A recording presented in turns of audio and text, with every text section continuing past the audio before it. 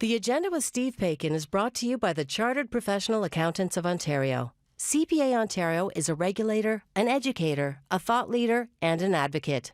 We protect the public. We advance our profession. We guide our CPAs. We are CPA Ontario. And by viewers like you. Thank you. Well, as you can see, we are not in our usual studio. We have gone to our remote setup once again in an effort to keep everyone as safe as possible during this third wave while staying on the air. And so, here we go from my attic one more time. Peel Region is an undisputed COVID-19 hotspot. Tonight we are going to hear from the Medical Officer of Health there, Dr. Lawrence Lowe, on why he's taking steps the province chose not to take. Then, on this Earth Day, why recycling plastic is only part of the solution to getting less waste into landfills. It's Thursday, April 22nd, and that's next on the agenda.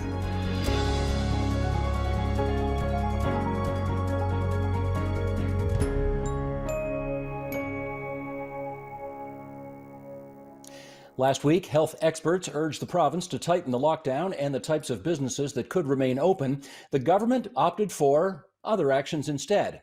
But this week, first in Peel and then in Toronto, the medical officers of health decided to take action. Dr. Lawrence Lowe is Peel Region's Medical Officer of Health, and he joins us now from North Toronto. And Dr. Lowe, it's good to see you again. How are you managing these days? Well, I think we're in the midst of a really dire time, obviously, in the region of Peel, but hopefully we'll get through it soon. Well, let's pick up there. The World Health Organization says that when all the testing is said and done, the positivity rate of 5% is really the ceiling we ought to be looking at. The rates hit more than 22% in Brampton, which of course is part of Peel Region, this past week. I'm not a doctor, but is that as appalling as it sounds?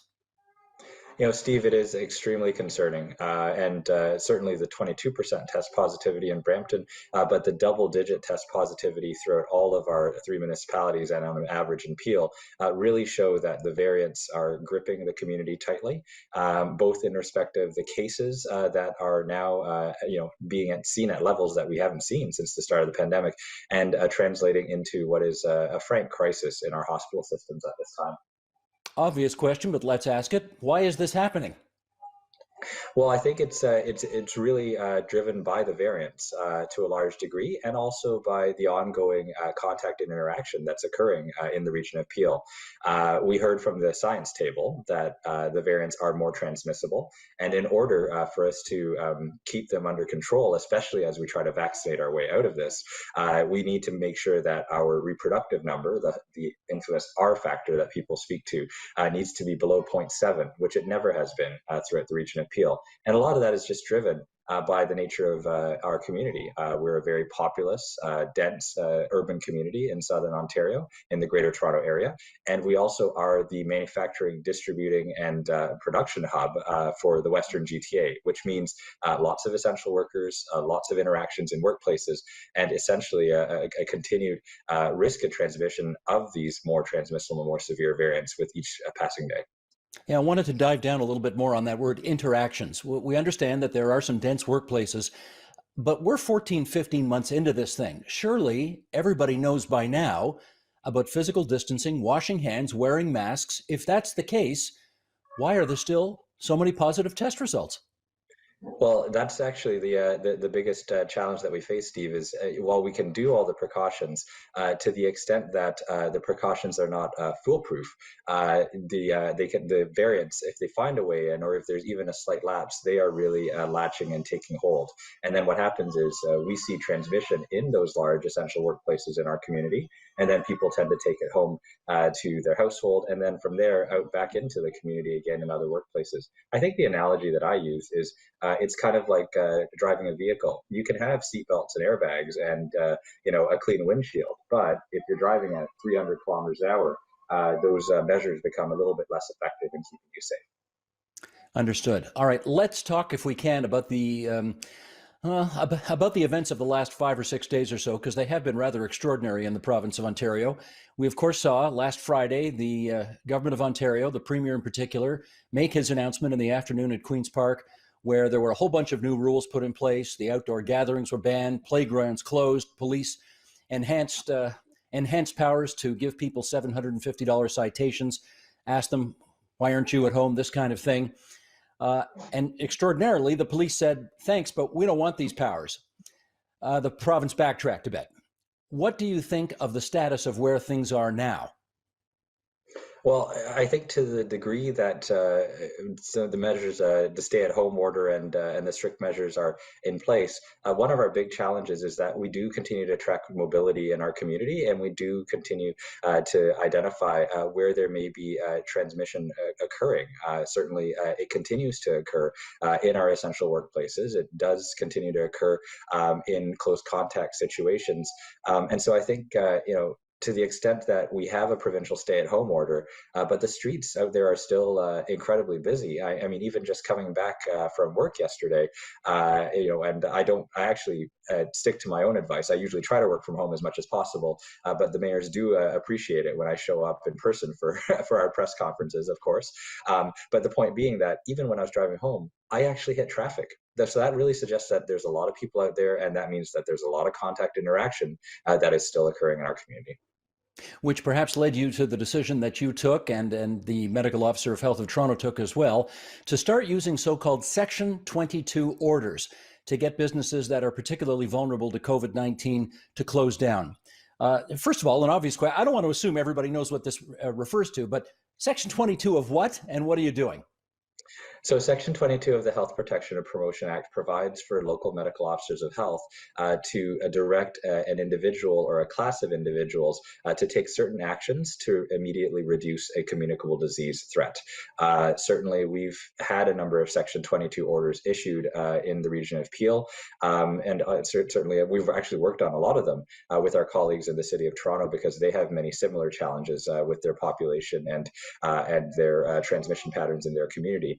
We did work with Toronto on this one as well, and I think it really was just a recognition that in workplaces, the workplaces that have remained open are essentially where we are now seeing a lot of spread. In our region, 5% of cases are acquired at the workplace, and that really speaks to not just the acquisition of the workplace, but the potential transmission there too in individuals' homes, etc.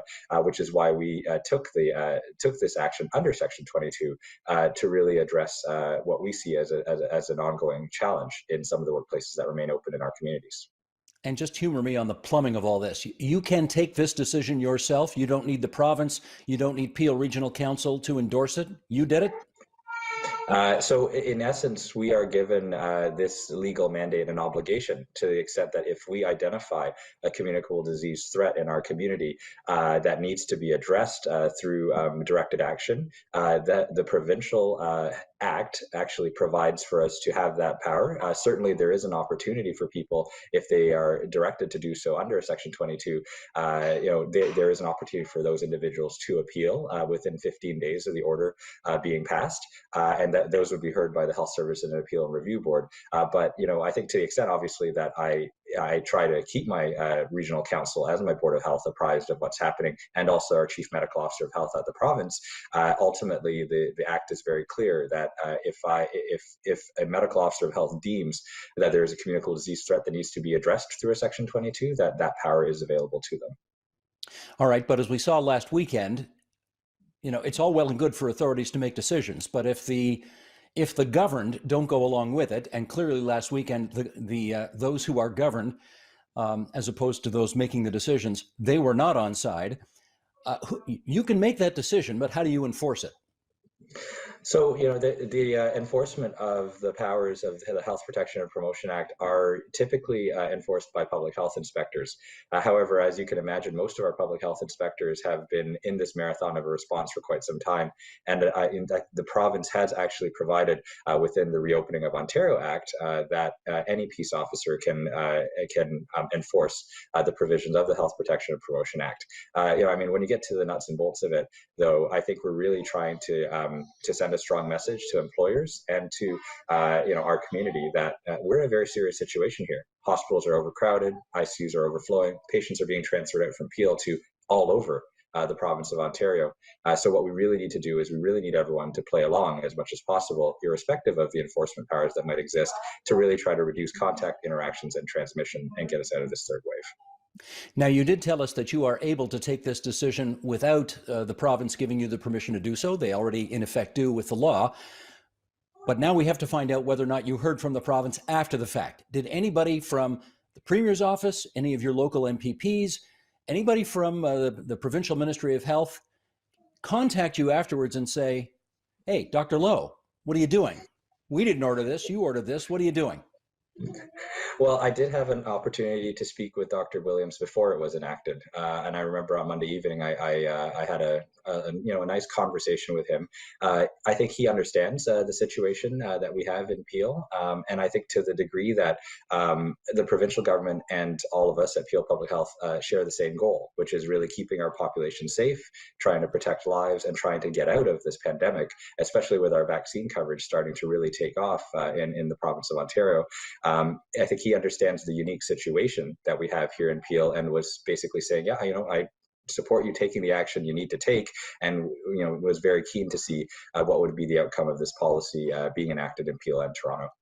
I'm just confirming this, okay? Because you'll forgive me. I'm a little curious about this. You said you had a nice conversation with Dr. Williams. Genuinely?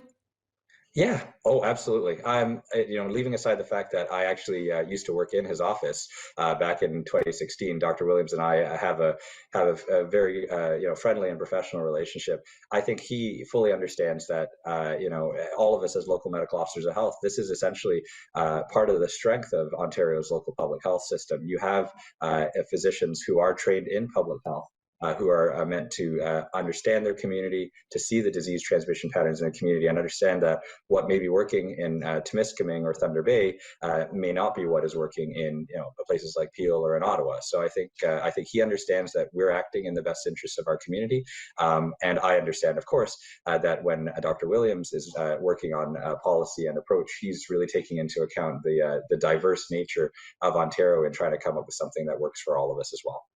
And Mayor Bonnie Crombie of Mississauga, Mayor Patrick Brown of Brampton, I mean, I think they represent, what's that, about 1.2, 1.3 million people there? They were on side with this as well? I had the opportunity, of course, to advise them late in the evening as well of our intent to move forward with Section 22. And I think both our mayors have been very supportive. I think throughout this pandemic, I would say our mayors and council as a whole have really recognized the significant challenge that we face in the region of Peel. Our rates have always been the highest in Ontario. There's always been significant transmission in workers and individuals and residents being sickened in our region because many of the shutdown and lockdown provisions within the provincial framework leave open a significant proportion of our workplaces. And because of our employment profile, those are the people that are essentially bearing a disproportionate risk to their health in the course of their work to really keep the rest of us home and the rest of us safe. Dr. Lowe, I don't have to tell you that when critics observe what's going on, the two questions they tend to ask are, why don't you do this? And then if the this is done, they say, why didn't you do it sooner? So let's go there. If this was apparently necessary, why didn't it happen sooner? Yeah, because I think there's a few things that happen, Stephen, and it's a good question. A lot of people say, well, why now? Why this measure with workplaces now, knowing that we've had an essential worker challenge in Peel? It really is because the variants have changed the game. And what we were finding, especially as this third wave started to take off in the last few weeks, is we were seeing more and more workplaces in outbreak. And of the workplaces that were in outbreak, we were seeing that transmission had gone faster and further. More people sickened more quickly.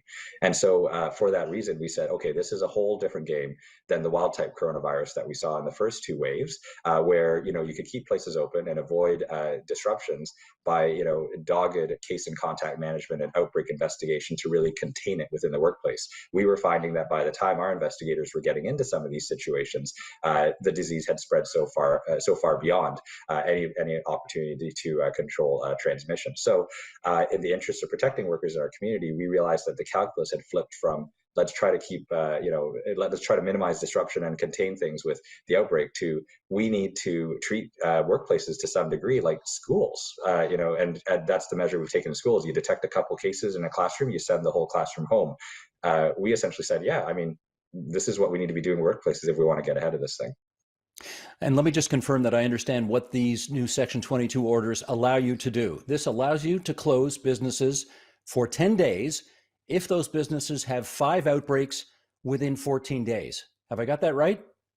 It's 5 cases within 14 days, Steve, and it would essentially be cases in the commonly understood definition of an outbreak being reasonably acquired in the workplace, or for which that cluster of cases has no alternative hypothesis outside of the workplace itself. And really, this expedited closure is about saying, all right, 5 is a threshold that we've seen where there may be more, and there may be more transmission that is occurring at that moment that requires you to basically break those chains of transmission and then have your investigators be able to determine things. Now, of course, if we determine that there isn't transmission occurring, if we, if we close and we identify through a rapid investigation that things seem to be all right, then it may be less than 10 days. But the reality is that we've seen too often on the other side where we haven't had the chance to really get ahead of this, and then we're seeing many more workers sick and going to hospital, which is really really significant. Right. Cases, of course, as opposed to outbreaks. Much better word to use. Thank you. I'm not sure this is under your pay grade, but I'll ask anyway. If the businesses are closed for a 10-day period of time, presumably, obviously, everybody gets sent home. Do you know whether or not there's a provision in law or otherwise for the workers who are being sent home for those 10 days to be paid, or are they without pay for that 10-day period? So that's a really great question, Steve. And we all know that paid sick days save lives, and they really prevent spread and transmission. I think the data is very clear on that. We've been calling for paid sick leave for quite some time because we know in the region of Peel that 1 in 4 of our workers has gone to work sick. We did an analysis of 8,000 cases in the early part of this year that actually demonstrated that the date of symptom onset and then the date that people were reporting when they stopped working, sometimes that second date was coming after the date of symptom onset, showing that they had gone to work sick. And I think to the extent that we have engaged businesses throughout this pandemic, there have been voluntary closures up till now, and we also had certain closures that were directed with various employers. I have seen that employers have been willing to be good corporate citizens, have been willing to take care of their workers and make sure that the leave is paid. Certainly, as we are trying to bring this third wave under control, I would hope that that sort of goodwill will continue. But you're absolutely right, Steve, that there is no legal mandate at this point in time. And also, that's, as I understand it from our legal counsel, that's not what we can use a Section 22 power for. That, again, it's not necessarily, it would not necessarily be defined as a immediate control of communicable disease piece, although arguably, I guess you could argue it one way or the other, but it's just our hope that our companies will continue to work with us, recognizing the gravity of the situation in our community right now. And just so we understand what, in your view, a really good, effective paid sick day program would look like, and I think we got the first hints from the province a couple of days ago from the Minister of Health and the Minister of Labor that they're now prepared to entertain that idea. In your view, the employer pays the whole shot, the province kicks in some money as well, a hybrid of all of the above, or what does it look like to you? So that's where it sort of breaks down for me, because I'm not an expert in terms of social service funding, etc. I'm a scientist on the side that I can actually see the data of how it helps, and I think what I understand from the data, there's been many studies that have been done. They've compared U.S. states that had paid sick leave, U.S. states that didn't have paid sick leave in the midst of the COVID pandemic, and found that those that did have paid sick leave had less intense waves and less intense transmission. Similarly, there's been studies of long-term care homes in New York, those that have had paid sick leave versus those that didn't. Those long-term, and we're talking about long-term care, which was really a flashpoint in the midst of our pandemic as well. There was clear evidence that in New York State, in one study, long-term care homes with paid sick leave had lower rates of gastrointestinal and respiratory outbreaks than those that didn't. So, I mean, to the extent that it needs to be accessible, it needs to be guaranteed, it needs to ensure that workers can do the right thing with confidence and stay home if they feel sick. It's less important for me who pays for it. I think it's more important that it is easily accessible and that it is communicated and that workers understand that they have that right and protection. Gotcha. In our remaining moments, Dr. Lowe, let me check in on, in your view, how the vaccine rollout is going in Peel Region so far. What can you report to us on that? I would say the vaccine rollout is probably the one bright spot in our continued fight against COVID-19 in the midst of this third wave. We're now getting to a point where we're doing 12,500 doses a day across our system, across all channels, including our mass clinics, but also mobile and primary care.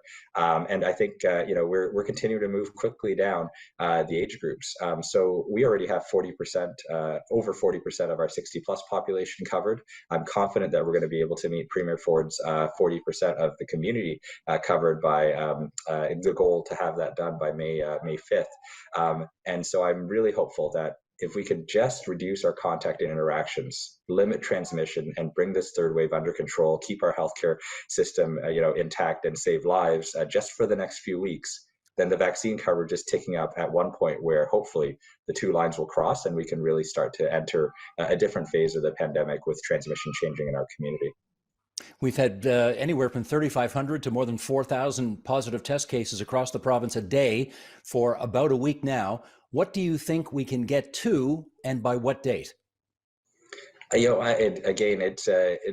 Ontario Science Table has actually put out some really helpful projections, and I think to the extent that that's why we are focused on strengthening measures where we know transmissions occurring.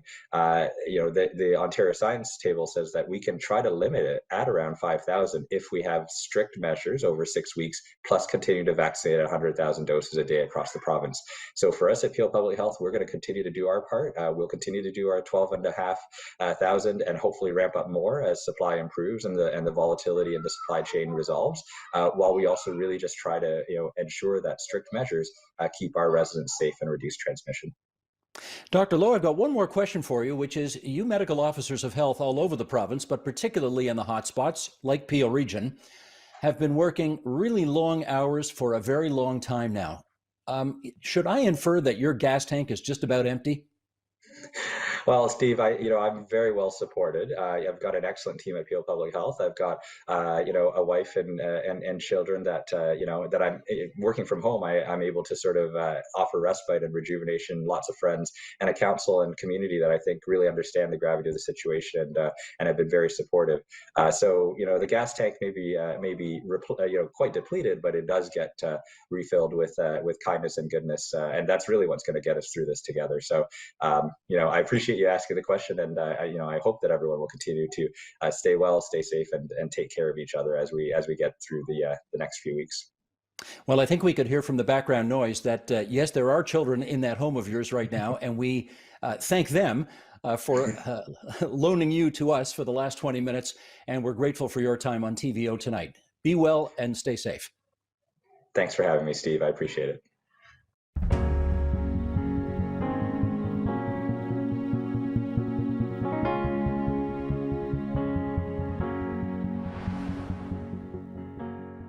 Plastic is pervasive, especially the single-use kind.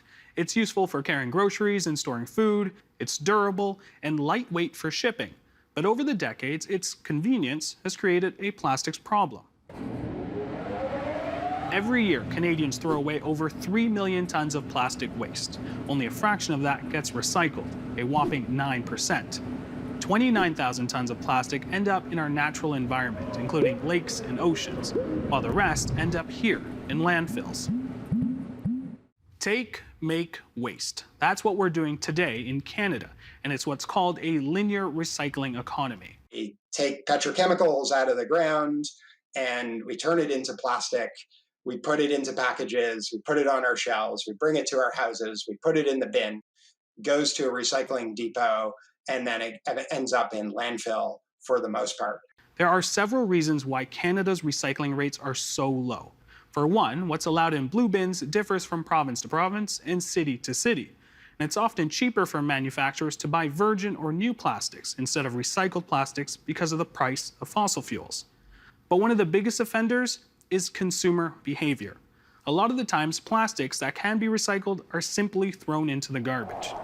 Not only is there an environmental impact with all these plastics being discarded, but there's a big economic loss as well, to the tune of $9 billion. There has been a call from environmentalists and consumers to eradicate plastics, but we're far from that. What is being done now is a push to what's called a circular economy. The circular economy is about ensuring the carbon within plastic does not end up in our environment, does not go to waste, but continues to be reused in some fashion. The concept is simple and is like the old slogan, reduce, reuse, recycle. But keeping the resources in circulation relies on more than a slogan. Experts say it requires regulations and innovation. The Canadian government has a regulation in works. In an effort to achieve zero plastic waste by 2030, it's banning 6 single-use plastics by the end of 2021. The ban includes plastic grocery bags, straws, stir sticks, plastic cutlery, six-pack rings, and food containers made from hard-to-recycle plastics like black plastic. We really need to be doing everything we can to be reducing our unnecessary plastic use. And that should mean banning more than just these 6 single-use items, which are really low-hanging fruit. According to a survey by environmental organization Oceana Canada, 2/3 of Canadians believe the ban should be expanded. We think that the list is too narrow. If you think about those items, things like straws, checkout bags, a lot of them are items that are already falling out of favor. Ontario is in the process of moving away from blue box programs and putting the responsibility of collecting and managing plastics onto the producers. But that transition isn't expected to be completed until 2025. Another policy potential? Setting a minimum percentage of recycled content in new plastic products. In 1991, our neighbors to the south in the state of California passed a law that mandates manufacturers use 25% post-consumer content in some of its packaging. Now, that packaging producer needs to go and say, okay, I need to get recycled plastic to put into this product. So I need to make sure there's a good supply that's high quality, that's reliable, and that's at a price that really can compete in this price-sensitive market. Another way to achieve a circular economy is to rethink the way we design plastic. Oftentimes when you buy a plastic packaging, you'll see a lot of airspace between the top of what's put in the package and the package. This is called headspace. That plastic packaging between that really is holding nothing but air is unnecessary plastic. And so that would be a good example of where there's a role for elimination. Industry experts say innovation needs to be at the forefront of reducing our plastic consumption. We're prioritizing feedstocks or plastic materials that are currently economically challenging to recycle through the mechanical process. GREENMANTRA Technologies in Brantford, Ontario is among more than 200 facilities in Canada processing and recycling plastics. Unlike mechanical recycling where discarded plastics are collected, washed, and crushed up into tiny pieces, GREENMANTRA uses chemistry to break down discarded plastics at a molecular level. This facility goes through tens of millions of pounds of plastic every year. The end product, a synthetic wax in the form of tiny black pellets. So they can go back into the manufacturing of plastic products, but they can also go into brand new markets where traditional recycled plastic couldn't be used. So some examples would be in the manufacturing of roofing shingles, where we can help make a stronger shingle, or into the manufacturing of asphalt paved roads, where we make a road that lasts longer or is more durable. Industry experts say that reaching the federal government's goal by 2030 is a lofty one and will involve an all-hands-on-deck approach. They say policies can ban items and help create incentives, but collaboration and innovation from within the industry is what will help get us to zero plastic waste and ultimately a circular economy. And that can happen all across Canada. It can happen in the chemical industries. It can happen in small municipalities that are investing in sorting and collecting and recycling technology. It can happen in our companies and retailers that are looking at bringing in reuse or refill models. It's really a broad set of involvement from a lot of companies that can drive this change.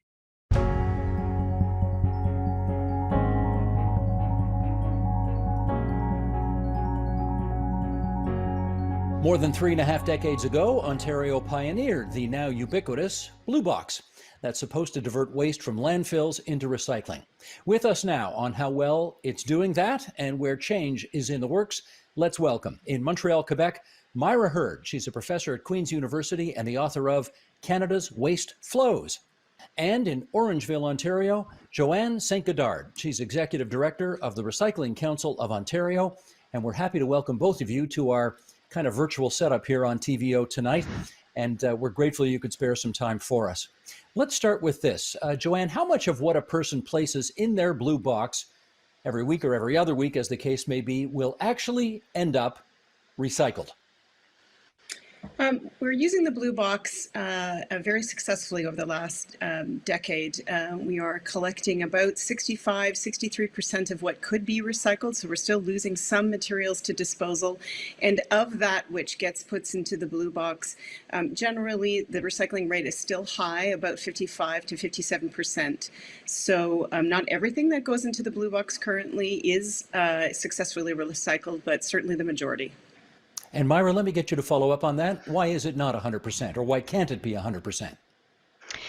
Well, the promise of the blue box and the reality of the blue box are two different things. So it's quite complicated as to what is actually going to get recycled and what isn't going to get recycled. So, for instance, if we're talking plastics, not all plastics can actually be recycled. So we might put a lot of plastics into our blue bin, but only a certain proportion of them can actually be materially recycled. Another factor is markets, right? That we've privatized the blue box program, et cetera. And so, if there's no market for the recyclable material, then recycling companies can't make a profit. And so they will take the recycling, but then they will divert it back into disposal. And in Ontario, when we're talking about disposal, we're talking mainly about landfilling. So it's, just because we put it in the blue box doesn't mean that it's actually going to get recycled. In fact, Joanne, I saw a statistic by a report by Environment and Climate Change Canada that found that just 9% of plastics end up recycled. Why would that number be so low? Yeah, I think Myra hit it on the head. I think all the commodities and all the materials that are put onto the blue box and other recycling programs, often we really think about, when we think about plastics, we're really only thinking about packaging, but plastics are everywhere, and we use them ubiquitously in the production of many products. So, but it's their abilities to actually get collected and successfully recycled are completely dependent on their commodity values and market remanufacturing applications. And for much of the recycling, in particular the more flexible plastics, the market value is very, very low. Their applications in remanufacturing are very, very limited, very narrow, and there's too much of them. So we're never going to recycle our way out of a plastics problem. Joanne, can I ask you about whether you think when Canadians put what they think are recyclables in a blue box, do you think they're under the impression that it's all going to be recycled, or do they understand that actually a fairly limited percentage of it is? Yeah, I think people are always using the recycling programs, including the Blue Box program, because they should. And despite some of the low numbers that we're seeing, and even only some of the materials that go into the Blue Box do end up in disposal, they should absolutely continue to use their Blue Box program. And it's a successful program, and without it, we would have put millions of tons of more material, plastics and other, into disposal and energy from waste type facilities. So, but I do think that consumers, they put their efforts into using the blue box, with the impression that everything that goes into it will get successfully recycled. That's not actually the case. But we have to remember that we're still not using the blue box to its maximum. We're only getting about 65% of what we could put into the blue box that could be recycled into it. We're still using the garbage bag, unfortunately. So people should have faith and confidence, and they should continue to use it. Myra, what's your view on that? Well, I think that for at least a couple of generations now, I remember, back when I was a kid, learning about recycling, and the big, recycling, logo was everywhere, and there's been a giant education campaign. And so I do think Ontarians, by and large, try to be faithful to this idea that, if we put things in the blue box, then it will come back to us as another product eventually, whether it's a plastic, pop bottle will then come back to it, we'll purchase another plastic pop bottle. But what we've forgotten in that is that the recycling was supposed to be really, just above putting it in the ground, putting our garbage in the ground. And we forgot about the reduce and reuse. And so moving forward, we've really got to, and Ontario recognizes this. There was a fantastic report written by the environmental commissioner of Ontario called Beyond the Blue Box, and that really talks about we need to get beyond the blue box. Like, that's really still quite low hanging fruit, and as Joanne says, it's not going to get us out of our waste problems. So we really need to be focusing on reducing and reusing. That's really where we need to be putting our energies, not in this idea that we can just keep producing and manufacturing and retailing and consuming, and somehow magically some technology, chemical reprocessing, for plastic will magically disappear all of our waste problem. That's not going to happen. Joanne, should we go as far as to say that we maybe ought to be feeling a little bit guilty that we're not reaching the potential of this program as much as we either could be or need to be?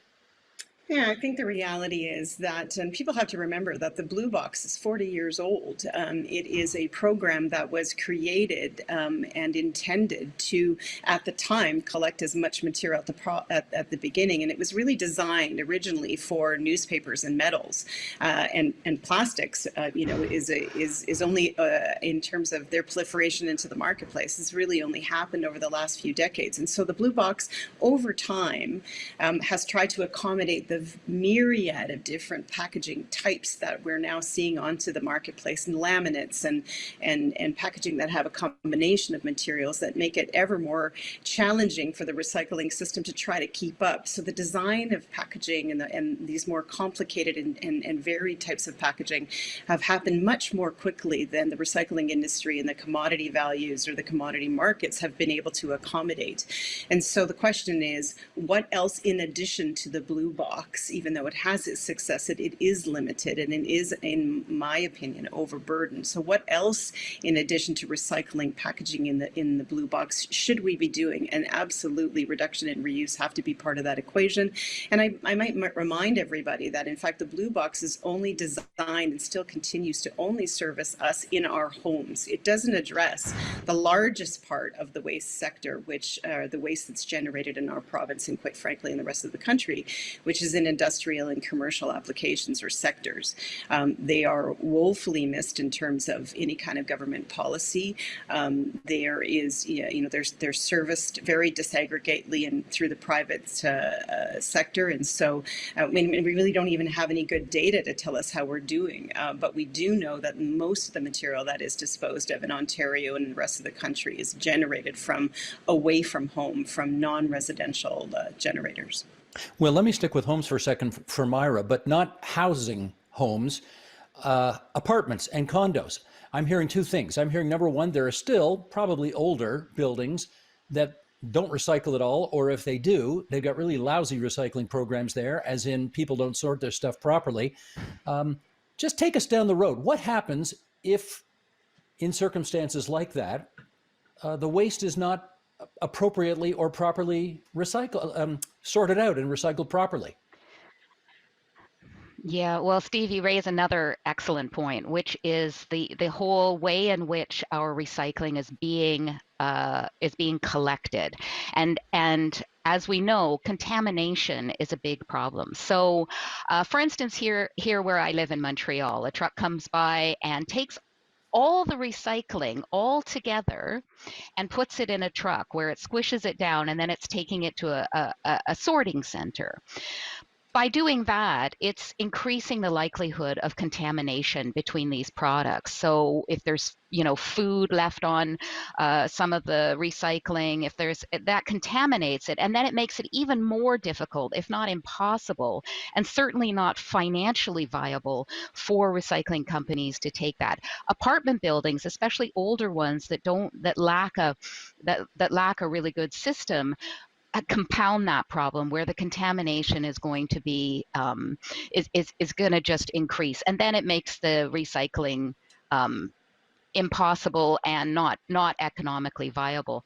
One of the things that I think is really important for us to stress is the importance of composting, because composting is a real recycling success story. It's really the best recycling success story we've got, and it's really, really important for us to be trying to implement as many composting systems as near as we can to our homes and businesses. When we're taking composting and then we're trucking it using non-renewable fossil fuels long distances to some composting center, that decreases the benefits of composting. But we could take a page from Scandinavian countries such as Sweden, where apartment buildings have got their own composting system. So rather than, a truck picking up the compost and taking it long distances, we have each apartment building has its own composting system. And so residents of each apartment building can be using their own extremely local, right on their doorstep, composting system, and that is fantastic. That's a wonderful recycling success story. Joanne, let me ask you the $64,000 question here, which is, if you've finished a tub of peanut butter and you can't get every little last bit of the peanut butter out of that tub, is it better to throw it in the garbage as opposed to putting it in the blue box where, as we've heard, it could contaminate other stuff that's in there? Advice, please. No, absolutely use your blue box. There is a certain amount of tolerance for what would be described as contamination or materials that are residual in containers. It's always helpful if the residents will, very quickly rinse out, but there's no need to, make the container pristine or completely clean. There are, as part of the recycling system, there are certainly sorting and washing facilities, and certainly, when you think about plastics, in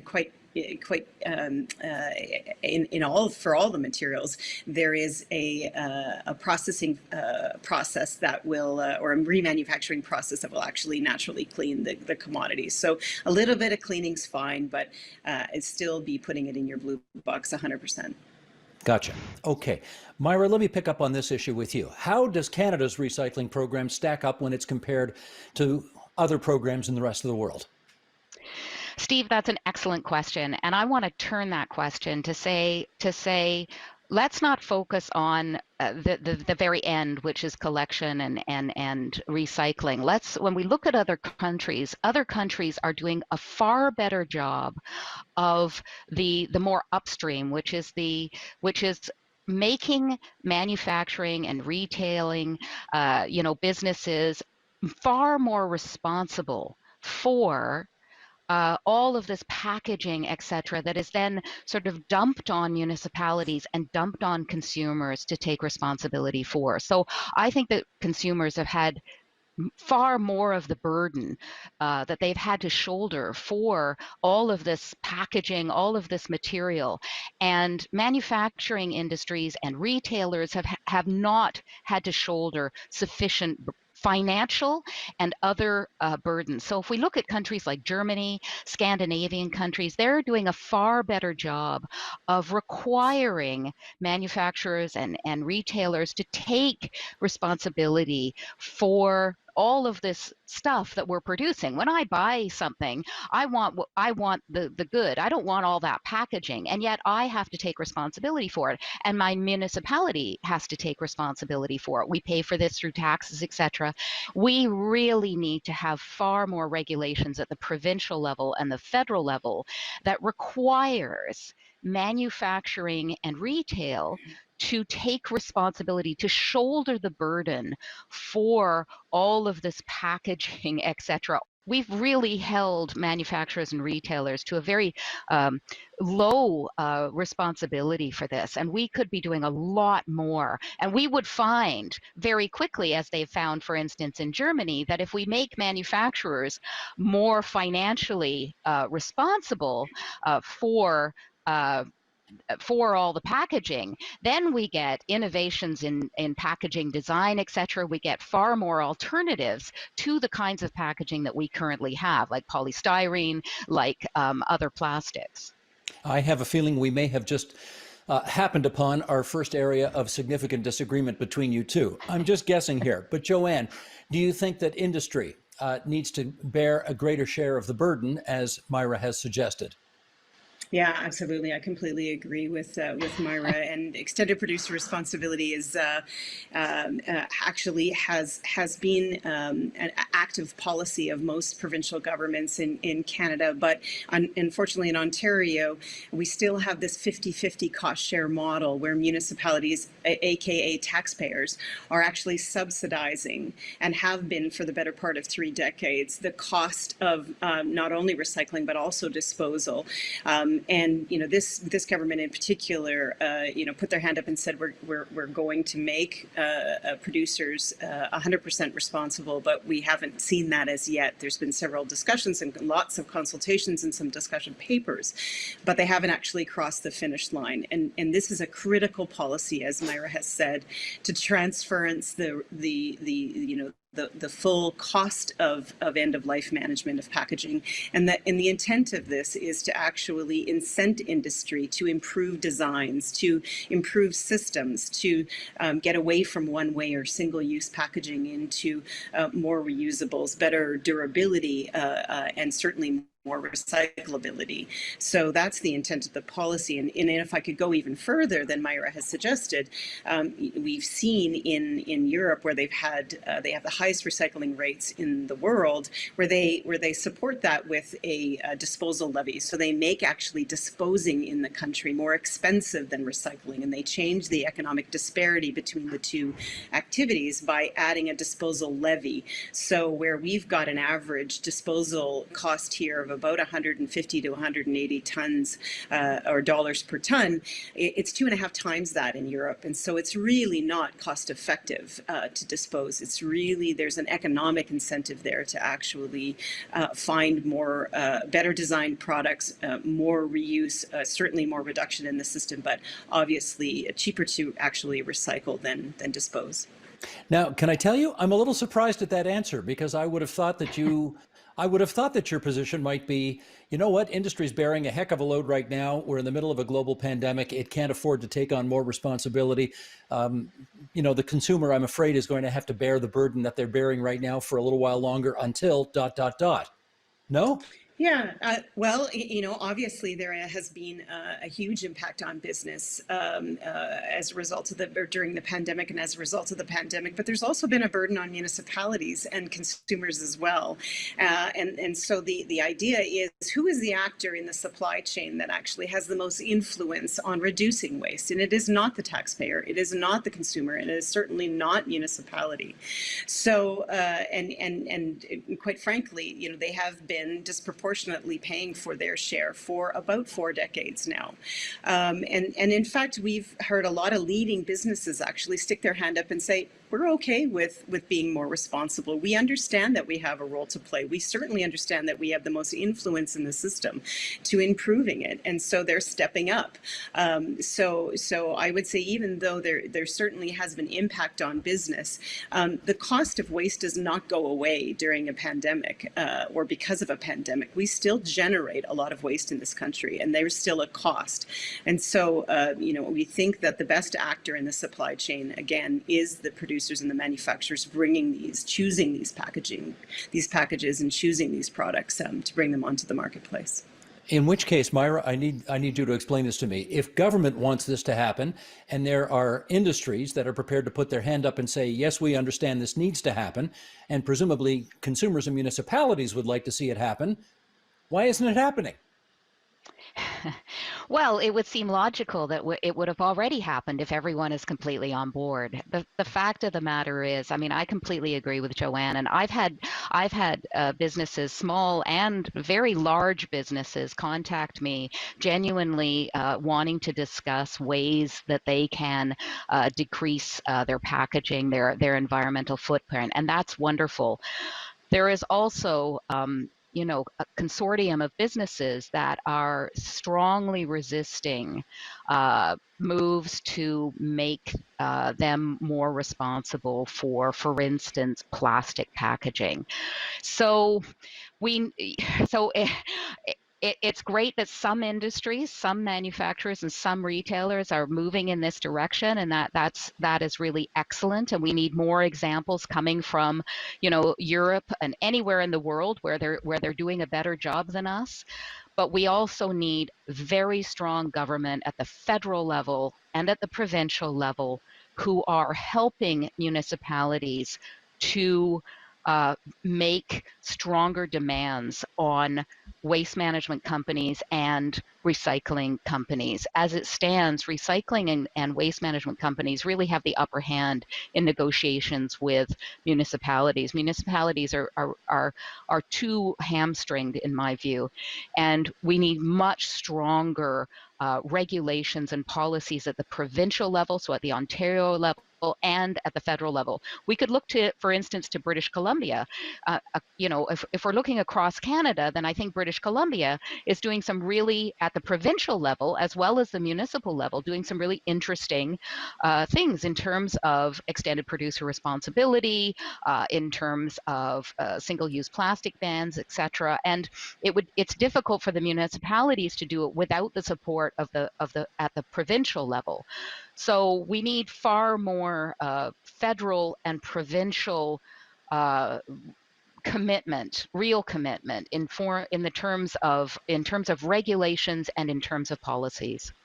Joanne, you don't have to name names if you don't want to, but I would like to get a sense of what kinds of businesses are the laggards here. You said some are happy to put their hands up and say, yes, we can do more. Who tend to be the ones who say, not interested? Well, I think all you need to do is to Google sustainability leaders, and you're going to see some of the more familiar brands, certainly the retailers who have stepped up globally, certainly the multinationals who are facing regulatory pressures all around the world and have recognized in this broad plastic crisis that has been recognized by the globe, certainly on a Canadian and an Ontario context, and we've got reports now coming out of the Great Lakes that talk about the amount of microplastics and plastics in general that are being found in food chains. And so I think, and under that context, we're seeing a lot of the familiar multinationals, certainly some of the familiar brands. And I think, to the point of the laggards, I think for those that have stepped up and have made commitments and are activating on those commitments or actioning those commitments, governments need to support them, because it really becomes unfair to them to try to move forward in these leadership positions when government allows the laggards to to take over the conversations, or to try to accommodate companies that are either blaming the pandemic or blaming market unfairness. In fact, what we should be doing with policy is really carving paths for the leaders that are stepping up, and that's really what the shame is here. Myra, I just take me back a couple of years, because I remember we used to send tons and tons and tons of this stuff to China, and then a couple of years ago, China said, we're turning off the taps. We're not going to buy your stuff anymore. So all of that recyclable stuff that we used to send to China, what are we doing with it now?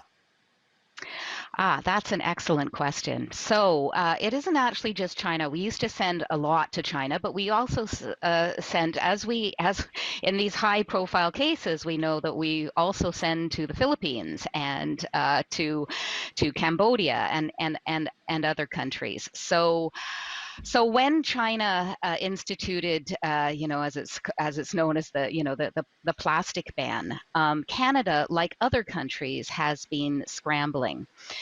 And as well, we have the Basel Convention and trying to get Canada to sign on to the transboundary amendment, which would prohibit us from exporting our plastic and other so-called recyclables. In fact, Canada actually exports a lot of our plastics to the United States, and Canada and the U.S.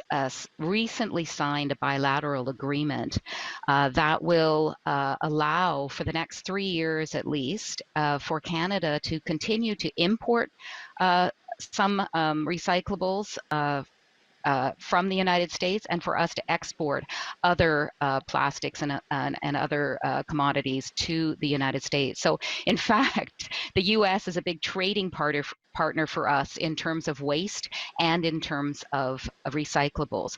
But it's very true that, you know, we are amongst the countries, and we can include Europe in this, who are really scrambling to find ways of getting rid of our waste. And unfortunately, you know, one of the realities is that exporting waste is still financially viable. It is still, it can be cheaper in some ways than keeping the waste in our own regions. And so it's something that you know, regional levels of government turn to. Well, on this Earth Day, we are happy to remind everybody about the 3 R's. We've been talking about recycling, but let's also reduce and reuse as well. Not a bad idea. Myra Hurd from Queen's University, Joanne St. Goddard from the Recycling Council of Ontario. It's good of both of you to join us on this Earth Day here on TVO. All good wishes to you both. Thank you very much. Thank you very much, Steve. Here's a look at something we're working on.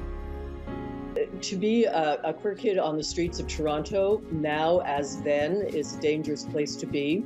There's not a lot of things you can do to make a living. That's why most of the folk I knew were involved in the drug trade. And again, you know, how do you live? I mean, you sleep rough. You know, if you can, you find a couch. If you can, you all pile into a bachelor apartment somewhere. If you can, you sleep because the weather's nice outside. And in fact, I used to tell the story at Queen's Park that I was in an office at Queen's Park overlooking where I used to sleep, which was in Queen's Park. That's coming up on the agenda. And that is the agenda for Thursday, April 22nd, 2021, with the province's intensive care units full of COVID-19 patients and more coming every day. Tomorrow, we're going to find out about Ontario's triage protocols. I'm Steve Paikin. Thanks for watching TVO, for joining us online at tvo.org, and Nam Kiwanuka will join you tomorrow. The Agenda with Steve Paikin is brought to you by viewers like you. Thank you. Ontario Hubs are made possible by the Barry and Laurie Green Family Charitable Trust and Goldie Feldman.